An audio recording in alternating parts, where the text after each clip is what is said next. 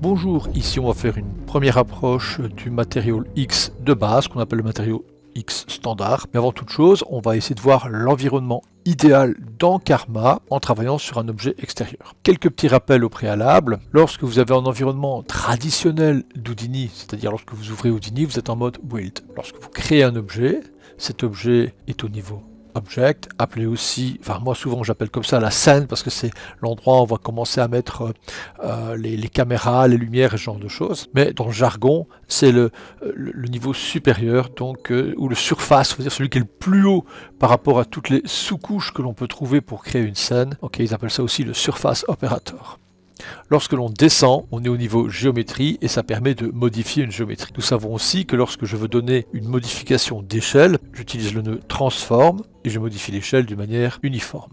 Il y a bien sûr d'autres principes, comme par exemple modifier l'échelle native lors de la création de l'objet, ou bien via l'Apps Axis Align. Ce dernier propose un target size par défaut de 1 mètre sur 1 mètre sur 1 mètre. Il suffira de cocher Scale to Fit. À ce moment-là, si je modifie en mettant par exemple 0.2 pour faire 20 cm sur les trois axes, on impose une nouvelle quadrature d'espace sous objet à la géométrie qui rentre dans le match size. En effet, on évite dans le cas d'animation de modifier l'échelle, quelle qu'elle soit, au niveau object, au niveau scène, au niveau surface operator. Lorsque je veux importer un OBJ, je clique simplement sur File et je vais chercher mes OBJ au sein du disque dur. On peut bien sûr faire File, Import pour importer d'autres extensions de géométrie. Qu'en est-il lorsque l'on travaille dans Solaris avec Karma? Lorsqu'on travaille dans Solaris avec Karma, il considère que vous avez déjà vos modélisations avec des coordonnées de texture. Donc ce qu'on va faire, c'est créer un opérateur qui est l'équivalent du niveau Object, du niveau Surface Operator, mais au sein de Solaris. Pour ça, on fait tout simplement SOAP Create, double-clic, et on se retrouve à un niveau géométrie. Ici, je peux tout simplement mettre File, qui est l'équivalent du file qui se trouve à cet endroit. Je vais chercher ma géométrie, dans ce cas un OBJ. Je choisis Bust, Accept. On remarque que le Bust est assez grand si on se réfère aux unités proposées par la grille d'univers, en sachant que 1 est égal à 1 mètre. Nous avons ici un buste qui fait quand même plusieurs mètres de haut. Dans ce cas, je vais mettre le nœud Transform, car je suis à l'intérieur de l'espace objet, et je vais réduire l'échelle 10 fois plus petite, barre d'espace G pour recadrer sur la géométrie. Il est évident que je peux tout à fait aller chercher l'Apps Axis Align, créer un espace objet 10 fois plus petit, Scale to Fit, connecter l'OBJ entrant, et j'obtiens une réduction d'échelle. À vous de choisir l'outil que vous désirez. On va remonter en appuyant sur U pour nous retrouver dans l'environnement de Solaris.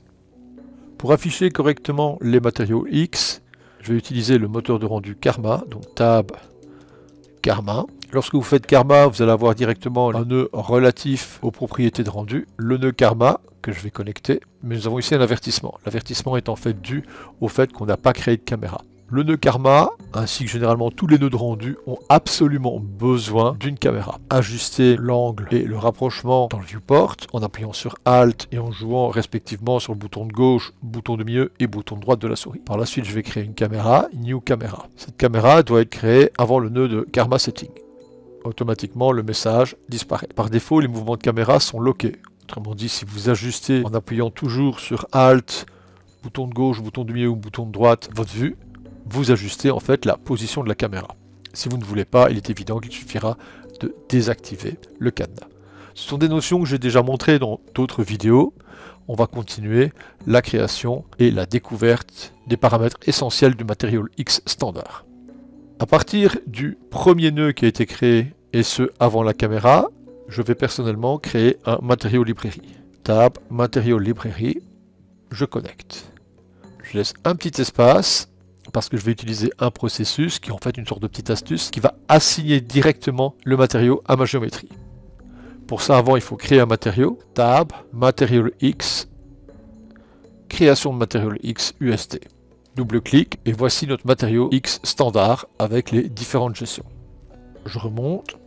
Pour assigner le matériau X, il suffit de cliquer, maintenir la pression sur le bouton gauche de la souris et déposer sur la géométrie dans la scène. Le matériau est maintenant assigné et nous retrouvons ici le matériau Assign. Si le matériau Assign est sur le côté ou mal mis, replacez-le dans la connexion.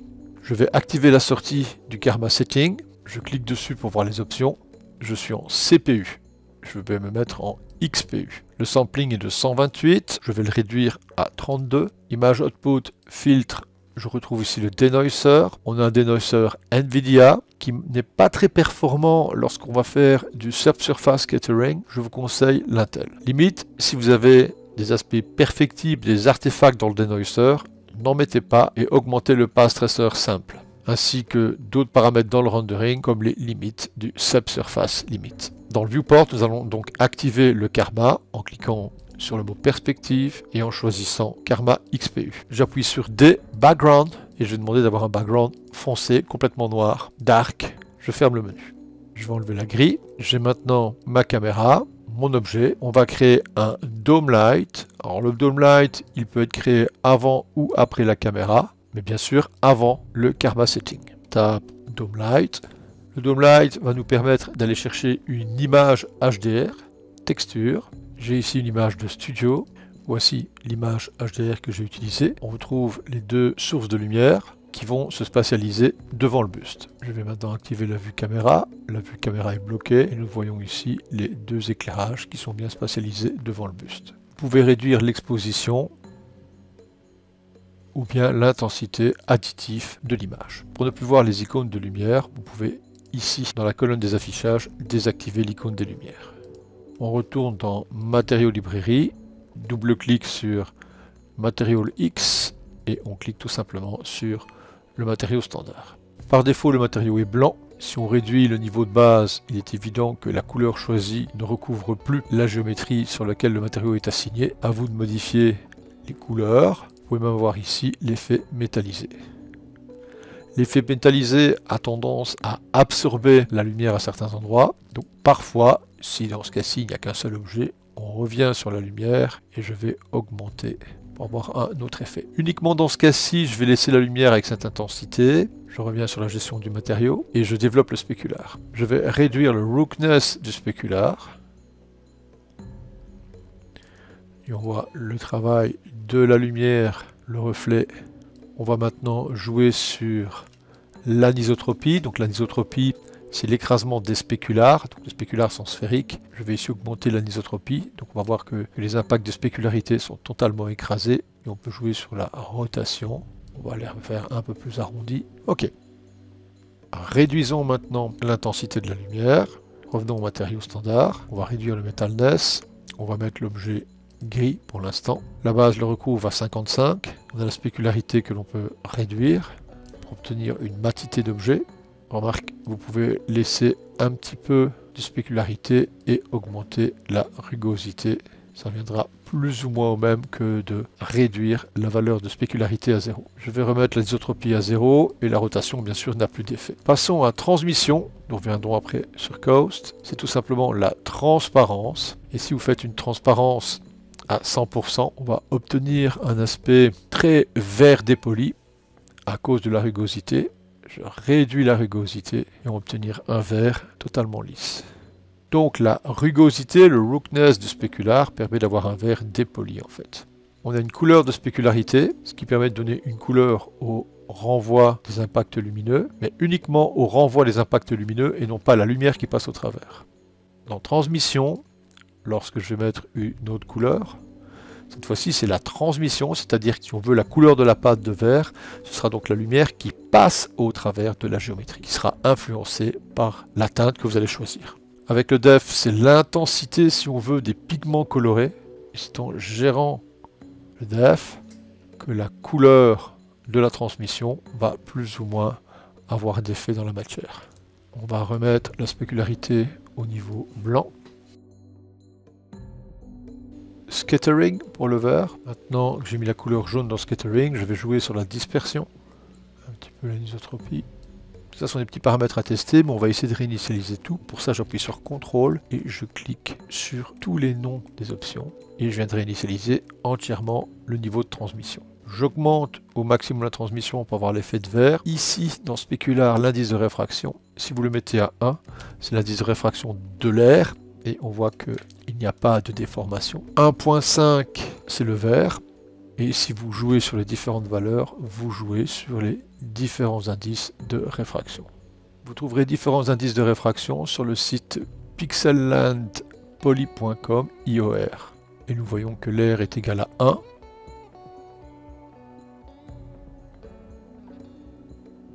Et que l'eau à 35 degrés est à 1.325. Et que le verre est à 1.5. Alors si par exemple vous voulez une valeur, on va prendre le cas de l'eau, je vais prendre la valeur ici, je vais faire CTRL-C, je reviens sur l'indice de réfraction, CTRL-V, Enter. J'ai maintenant l'indice de réfraction de l'eau à 35 degrés dans le buste. On va arrêter la transmission, on va remettre l'indice de réfraction à 1.5, on revient à Coat, on va lui mettre une couleur bien visible, augmenter l'effet Coat, jouer sur le Roughness, donc là ça va être... Donc là, on va mettre un Roughness à 0.5. On retrouve la couleur blanche qui est ici. Je vais mettre bleu. Réduire l'effet Coat.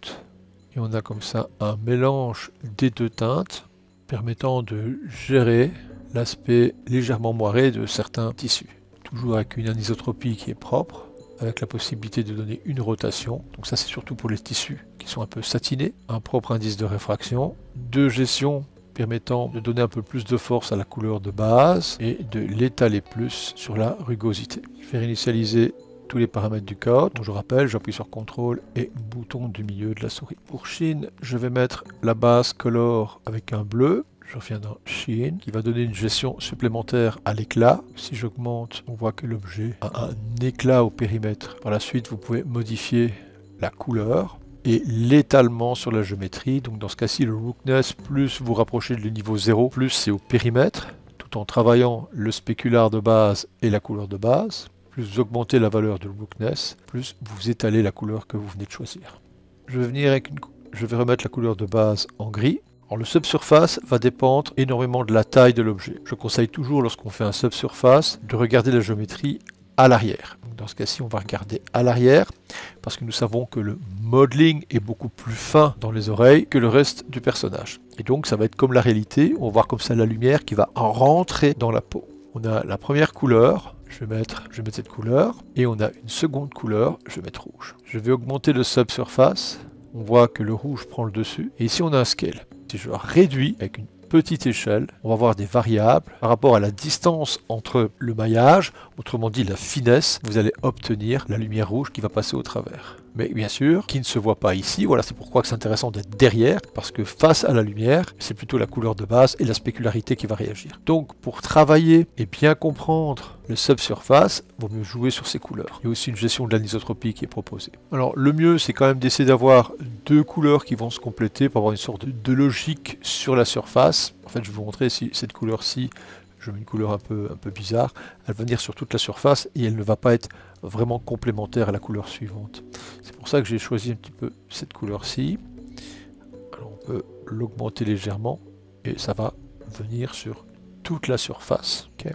Voilà, et remplir un peu mieux. Donc vous avez le scale qui va être vraiment par rapport à l'épaisseur. Donc si vous l'augmentez trop, ben, toute la lumière va passer à travers la matière.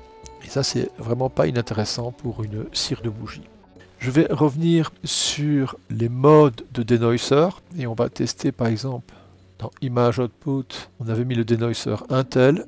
Je vais mettre le NVIDIA et vous allez voir des petits artefacts qui sont ici. Alors pour mieux voir les artefacts, je vais augmenter la lumière. Voilà, on les voit bien à cet endroit. Okay. On voit forcément que la puissance de la lumière agit sur le subsurface scattering, ce qui est logique en fait. Je vais revenir sur Karma. Je vais mettre maintenant Intel, un peu plus propre que le NVIDIA.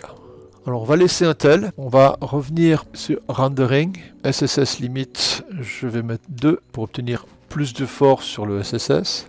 Ça c'est pour le SSS, donc c'est lié à l'intensité de la lumière, comme beaucoup de choses d'ailleurs, c'est normal puisque c'est un shader. Et attention au denoiser, moi je préfère l'Intel, ça n'engage que moi, hein. C'est des tests de toute façon, et ou la post-prod. On va revenir aux matériaux et continuer notre aventure. On va réinitialiser tout ça, donc je vais tout simplement remettre les valeurs par défaut. Émission. Émission, ça permet à ce que l'objet soit autolumineux, comme un écran TV, un filament d'ampoule et le choix de la couleur. Thin Film est intéressant car ça vous permet en fait de faire une paroi genre verre très fine. Pour bien comprendre, je vais mettre une transmission complète et l'indice de réfraction à 1. C'est en fait de l'air, tout simplement. Maintenant, sur ce menu, je vais augmenter. C'est important de mettre aucun indice de réfraction là-haut. Et vous avez un effet de vert très fin qui est souvent utilisé pour les bulles de savon. Voilà, on voit bien ici, avec son propre indice de réfraction. Donc c'est pour les parois très fines, on peut dire du verre, mais je dirais plutôt pour une bulle de savon. On va réinitialiser. Alors, géométrie permet de réduire l'opacité de la géométrie dans son entièreté, un peu comme si elle était dans un layer Photoshop. On peut utiliser des nuances de blanc à noir, noir étant complètement transparent, gris étant semi-transparent et blanc étant opaque. C'est exactement le concept d'un masque. Voilà pour ce qui est de l'approche du shader de base, dans lequel on n'a utilisé aucune texture, et ça, ce sera pour la vidéo suivante. À bientôt!